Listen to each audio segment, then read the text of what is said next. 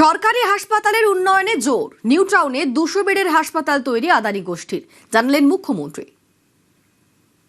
हमारी सरकारी हॉस्पिटल को अपग्रेड करना और भी डॉक्टर नर्स को रिक्रूटमेंट करना, और हमारी अदानी कमिट किया है, रिटीन कमिट किया है, उन्होंने 2000 बेड का एक मॉडर्न हॉस्पिटल लगा रहा है न्यू टाउन में। 1000 गरीब लोग को रहेगा, 1000 वो लोग कॉमर्शियल यूज करेगा। বালি পাথর থেকে কোটি কোটি টাকা রাজস্ব ক্ষতি। তৃণমূল জমানার সেই লোকসানের রাস্তা আটকে লাভের মুখ দেখছে রাজ্য সরকার। রাজস্ব ক্ষতি ঠেকাতে এগিয়ে 3 জেলা, বীরভূম, পূর্ব বর্ধমান এবং পশ্চিম বর্ধমান।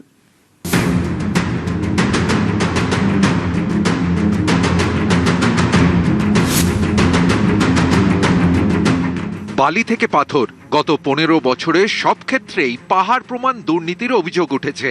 বালি পাচার, পাথর পাচার, কোথাও আবার বৈধ যাতায়াতেও অবৈধভাবে টাকা আদায়ের অভিযোগ। এর জেরে কোটি কোটি টাকার রাজস্ব হারাতে হয়েছে রাজ্য সরকারকে। বদলের বাংলায় এই রাজস্ব ক্ষতি বন্ধ করতে প্রথম থেকেই তৎপর প্রশাসন। এতে ইতিবাচক ফলও মিলেছে। রাজস্ব ক্ষতি আটকাতে সবার আগে 3 জেলা, বীরভূম, পূর্ব বর্ধমান, পশ্চিম বর্ধমান। সরকারি তথ্য অনুযায়ী 2022-23 অর্থবর্ষে বীরভূমের পাথর খাদান থেকে 264 কোটি টাকার রাজস্ব আদায় হয়েছিল। পরের বছর তা কমে দাঁড়ায় 144 কোটি টাকায়। 2024-25 অর্থবর্ষে তা আরও কমে 132 কোটি টাকায় পৌঁছে যায়। অনেকের মতে দুর্নীতির কারণেই এভাবে পাল্লা দিয়ে বেড়েছে রাজস্ব ক্ষতির অঙ্ক। বদলের বাংলায় এই ছবিতে বদল। পালাবদলের পর মাত্র 1 মাসে শুধুমাত্র বীরভূম থেকে রাজস্ব আদায় হয়েছে প্রায় 83 কোটি টাকা। এভাবে চললে 1 বছরে কম বেশি 900 কোটি টাকা রাজস্ব আদায় হতে পারে শুধুমাত্র বীরভূম থেকেই। বীরভূমের পাশের জেলা পূর্ব বর্ধমান। গত বছর অবৈধ বালি মজুতের উপর জরিমানা বসিয়ে রাজ্য আয় করেছিল প্রায় 10 কোটি 27 লক্ষ টাকা। এবছর শুধুমাত্র জুন মাসেই আদায় হয়েছে 20 কোটি টাকা। 1 বছরে 10 কোটি আর মাত্র 1 মাসে 20 কোটি।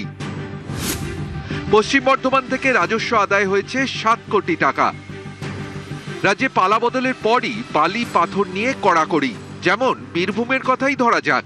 অভিযোগ, তৃণমূল জমানায় রাজস্ব এড়াতে নির্দিষ্ট চেক গেটের বদলে গ্রামের মেঠো পথ দিয়ে যেত পাথর বোঝাই গাড়ি।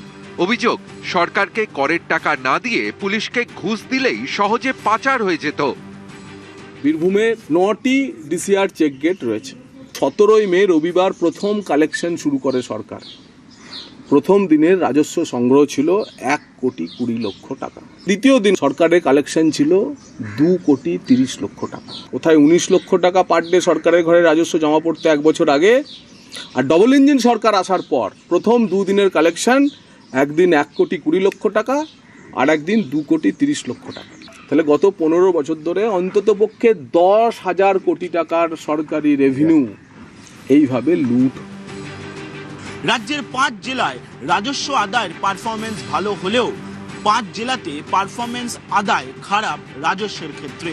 মুখ্যমন্ত্রী শুভেন্দু অধিকারী সেই জেলাগুলিকেও রাজস্ব আদায় বাড়ানোর জন্য প্রয়োজনীয় পদক্ষেপের নির্দেশ দেন। বালি পাথর থেকে যাতে কোনোভাবেই রাজস্ব আদায় ফাঁকি না হয় সেটা নজর দিতে হবে। এমনকি খরচ যাতে কমানো যায় সেই দিকেও নজর দিতে হবে। বৃহস্পতিবার তেমনটাই নির্দেশ দেন মুখ্যমন্ত্রী শুভেন্দু অধিকারী। ক্যামেরায় সুব্রত জানার সঙ্গে সোমরাজ বন্দ্যোপাধ্যায়, নিউজ 18 বাংলা, কলকাতা। গুন্ডা দমনে নয়া আইন, সম্পত্তি নষ্ট হলে জেলের সঙ্গে 3 গুণ জরিমানা। রাজ্যে লাগু হবে অভিন্ন দেওয়ানি বিধিও, বার্তা মুখ্যমন্ত্রী। एक तो मैं कानून कर दिया, गुंडा दमन एक्ट, जो आपका बिजनेस में जाकर ताला चाबी लगाएगा, इंडस्ट्री बंद करेगा, तोड़फोड़ कर देगा, अंदर तो जाना ही पड़ेगा। जितना डैमेज किया उनको उसूल भी करना पड़ेगा with penal interest 3 times. 1 crore का प्रॉपर्टी डैमेज करेगा तो 3 करोड़ उनको उसूली देना पड़ेगा। ये कानून असेंबली में पारित कर दिया हम लोग। बाकी है यूनिफॉर्म सिविल कोड, यूसीसीसी, ये भी होगा। एक देश, एक प्रधान, एक निशान, एक विधान, कोई 2 आइन कानून नहीं रहेगा। ये सब काम हम लोग धीरे धीरे कर रहा है।